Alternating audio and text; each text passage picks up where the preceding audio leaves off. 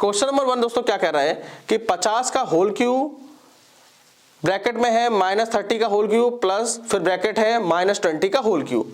दोस्तों इधर मैंने एक चीज लिखी है कि अगर कोई निगेटिव नंबर है और उसके ऊपर एक विषम संख्या लगी है दोस्तों, तो हमेशा एक निगेटिव नंबर निकल के आएगा। अगर कोई निगेटिव नंबर लिखा है और उसके ऊपर पावर सम संख्या है तो दोस्तों हमेशा एक पॉजिटिव नंबर निकल के आएगा। ठीक है, चलिए दोस्तों क्वेश्चन को करते हैं। इसे कैसे करोगे दोस्तों, 50 का होल क्यूब यानी कि आप जीरो को ध्यान नहीं दीजिए, आप 5 का करिए। 5 का कितना हो जाएगा क्यूब, 125। ठीक है, अब जीरो के ऊपर देखिए कितनी पावर लगी है, 3, तो 3 बार जीरो बढ़ा दो प्लस। अब देखिए प्लस का साइन आएगा या माइनस का। दोस्तों मैंने आपको बताया अगर कोई निगेटिव नंबर है, देखिए दोस्तों -30 एक निगेटिव नंबर है, बिल्कुल ठीक है। अगर उसके ऊपर पावर एक विषम संख्या है तो हमेशा एक निगेटिव नंबर निकल के आएगा। तो दोस्तों यहां से हमेशा कौन सा नंबर निकलना चाहिए, नेगेटिव नंबर। तो देखिए दोस्तों 3 का क्यूब कितना होता है, 27, तो -27। जीरो कितने आएंगे, 3 जीरो आ जाएंगे दोस्तों।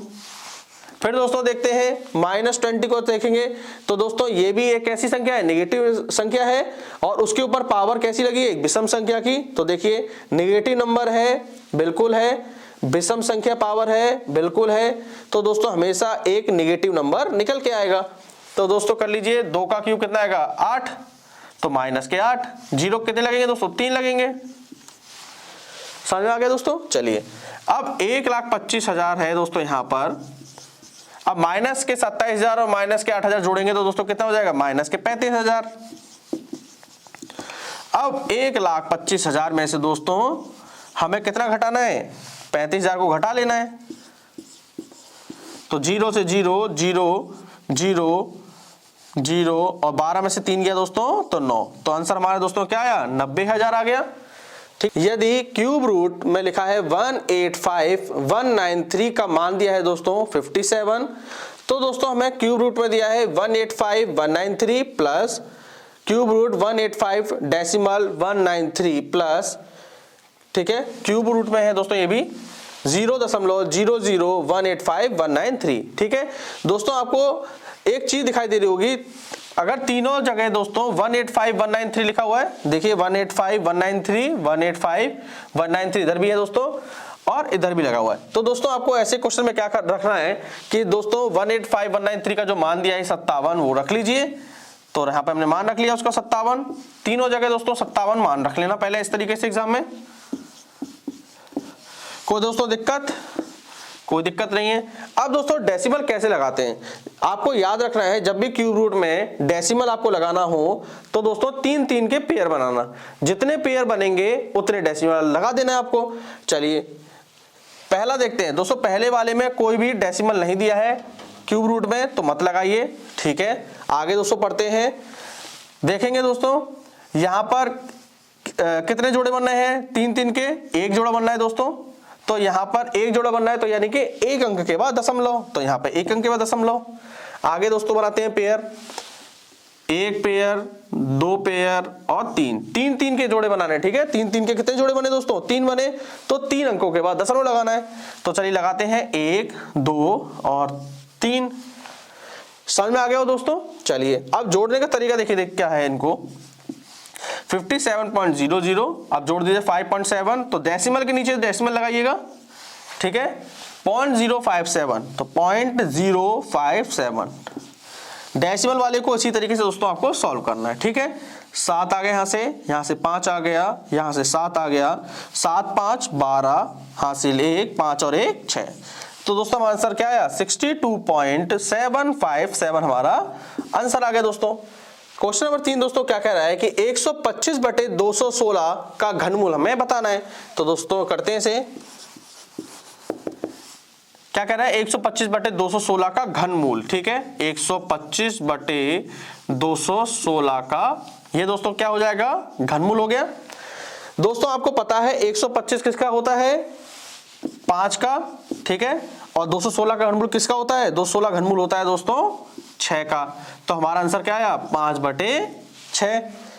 0.000216 का घनमूल हमें दोस्तों क्या करना है, बताना है। ठीक है, एक डेसिमल वाली संख्या दे रखी है, उसका घनमूल निकालना है। ठीक है, तो देखिए डेसिमल वाली संख्या का घनमूल कैसे निकालते हैं दोस्तों, 0.0000216। मैंने अभी आपको दोस्तों बताया था कि जब भी आपको डेसिमल वाले नंबर का घनमूल निकालना हो, ठीक है, तो आपको क्या करना है दोस्तों, क्या करोगे दोस्तों, इसके 3 के जोड़े बनाओगे, ठीक है। तो दोस्तों 3 के जोड़े बनाते हैं, 216 का एक जोड़ा बन गया 3 का, 130 का एक जोड़ा बन गया, ठीक है। 216 घनमूल किसका होता है दोस्तों, 6 का, तो 6 बाहर लिख लो, ठीक है। 0 यहां से 0 आ जाएगा दोस्तों। अब दोस्तों आपको पता है जितने पेयर बन रहे हैं दोस्तों, ठीक है, जितने पेयर बनेंगे उतने अंकों बाद आपको डेसिमल लगाना है।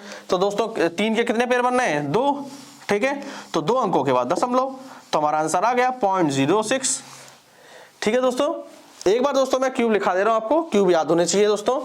1 का क्यूब दोस्तों क्या होता है 1, और 2 का क्यूब क्या होता है दोस्तों 8, 3 का क्यूब होता है 27, 4 का क्यूब होता है 64, और 5 का क्यूब होता है दोस्तों 125, ठीक है।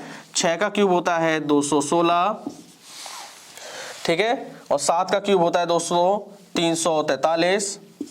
यहाँ लिख देता हूं दोस्तों आगे। 8 का क्यूब होता है दोस्तों 512, 9 का होता है क्यूब 729, और 10 का दोस्तों होता है आपके 1000।